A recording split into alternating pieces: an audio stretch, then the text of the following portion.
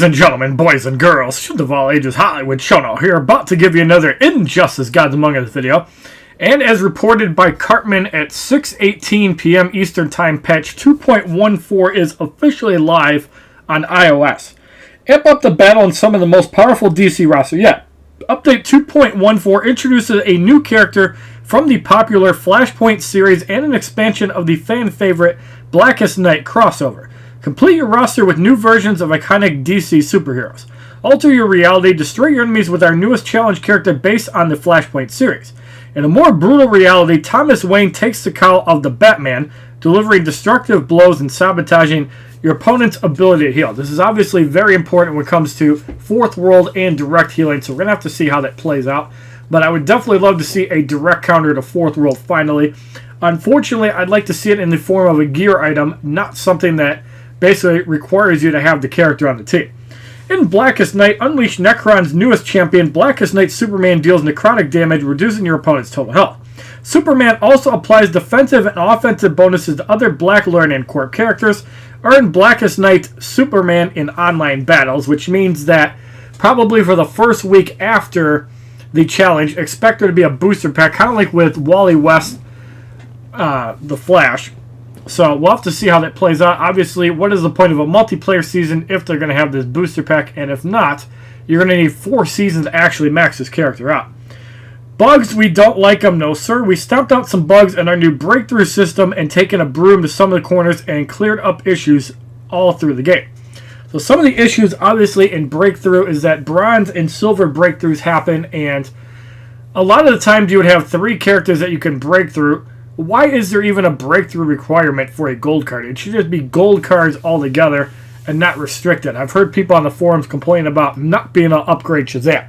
So we're going to go open Injustice Gods Among Us and see what is new in patch 2.14. Obviously, you guys are going to probably find out stuff before I do because I don't test everything. Now, one thing I really do want to test out is if anybody got updated, if any passives got changed, or if the bug with Cyborg actually got fixed.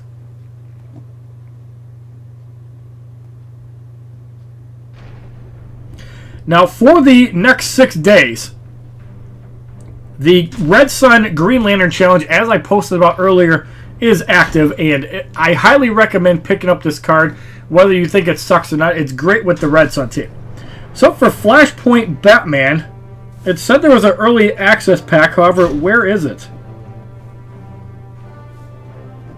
Obviously, it's not available, so you can't get Flashpoint Batman yet. They still have the Arkham Packs, and the Arkham Pack obviously is still around, so I imagine they're going to update that later today. Now, as far as Breakthrough goes, it's still silver and bronze, but it looks like the timer is now midnight and not 7 p.m. So, of course, you can still only show characters that are Elite 7, level 50 or higher. Or Promotion 7 or higher. So, obviously, you can't use Banes. And you probably have to use a full team, so that doesn't even work. And, obviously, I haven't given a shit about promoting. So, I imagine Flashpoint Batman will be available in the next couple of days. Now, because of Blackest Night Doomsday being a multiplayer character, obviously, the whole Blackest Night synergy will obviously change with Superman now in the play. And Hawkgirl really didn't offer a whole lot. Yes, it did give you a revive. However, I think Superman's going to be a little bit more synergy. We will have to see on that. So really quick, we're going to test something with Cyborg. So let's go to Bonus Battle 4.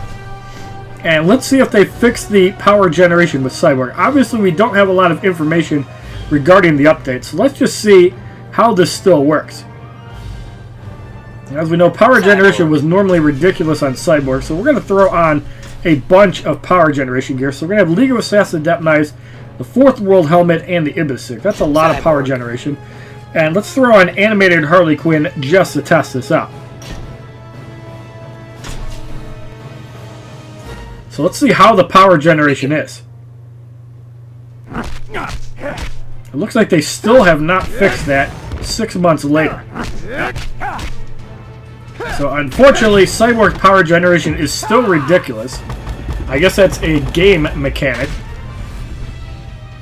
That way, Cyborg isn't utter crap. So unfortunately, the bug to Cyborg's power generation has still lingered on.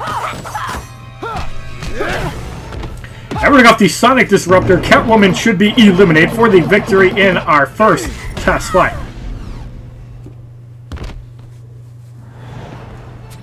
Now another bug that could possibly be is with Lobo. So we're going to go into Bonus Battle 6. And we're going to see if Rebirth Raven still gains power even if Lobo does not steal it. So we're going to use Sheikh Ahmed Habibi. And we're going to use Bronze Deathstroke because he's somebody that we can get some XP on. Who is level 55 currently. And we're going to use Insurgency Green Arrow. So Sheikh Ahmed Habibi. We're going to give the Rosh al Ghul Scimitar and 2 basic damage gear abs. I would love to see a Sheikh Ahmed Habibi Black Adam, but I'm sure that'll never happen. Alright, so we got the mirror match. We have 2 fights before we can actually get to the Lobo fight.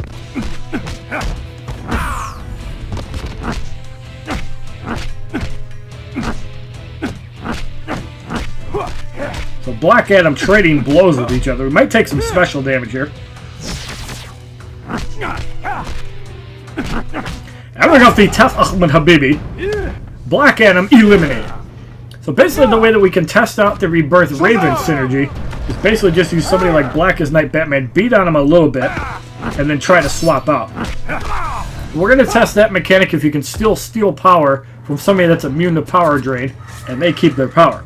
2,935 XP, 1,950 credits.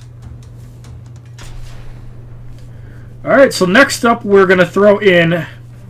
Let's just throw in Arkham Knight Batman. It is currently level 54 Elite X, my only other Elite X character. Let's throw in Rebirth Raven. And let's just throw in Shazam. So for Rebirth Raven, let's give her 2-piece LexCorp. Let's give her the Soul Taker Sword. Raven. Batman. So Arkham Knight Batman, we know what we're going to use, but we're not going to use it right away. Basically just want to get some power onto Lobo, that way we can steal it Batman. and see if that mechanic still works. So we do have 2 fights to go through, so let's go through the mirror match with Green Lantern first. Begin.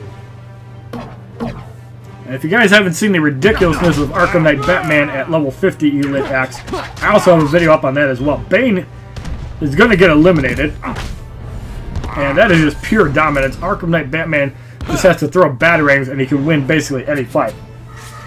3,837 XP, 4,620 credits. Alright, so now we have Lobo, Regime Flash, and a mystery opponent. Begin. So we want to get Lobo close to 1 bar. Again, we're not going to do any shenanigans with the thing until Lobo gets up near a bar of power. Alright. So yep, you still gain the power and he's still power immune, so that mechanic is still there. Obviously we kill Raven a little bit quicker than we wanted because the hook charge is kind of hard to block if you're not ready for it. So let's get Arkham Knight Batman in and quickly clean up the fight. Now I really think that if an opponent is power drain immune, you should not steal power from Rebirth Raven. Correct me if I'm wrong, but I think that's a dumb gameplay mechanic that needs to get fixed. But as you saw there, the bug with the Enchantress gear was actually fixed. He was able to do a special through the Enchantress gear, so no longer will the Enchantress gear completely block out specials. So that is a really good change. 3,845 XP, 4,690 credits. So that's a really good bug that they did squash because nothing sucks worse than having a metahuman of Flash basically annihilate you while he has his passive available. So thank God they fixed that. So again, we're going to kind of wait until the opponents are at a bar of power before we start annihilating Black Adam. Alright, so we're going to block that.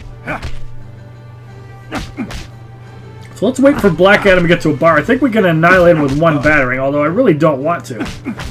Alright, so let's go. That is blocked, so that's perfect. Let's do no damage. Enchantress does wipe out Harley Quinn. That's fine. The bolt hits for like 8,000. So this probably won't knock out Black Adam. Yes, it does. Let's see if he does a special through it. You saw it with the Flash last fight. Let's see if he actually does a special. Doesn't look like he does.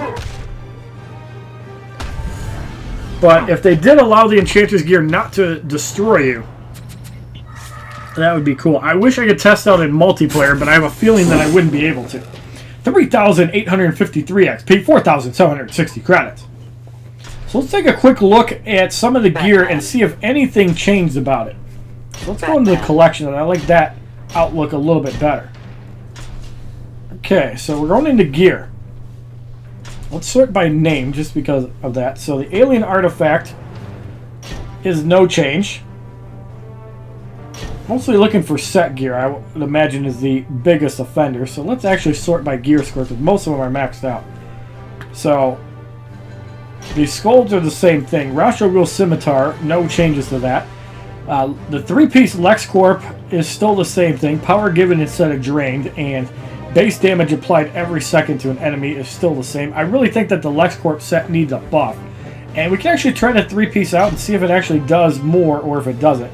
League of Assassins Adept Knives is still the same, so they did not change that. The Soul Taker Sword is the same. Killer Croc's gear item, no difference there.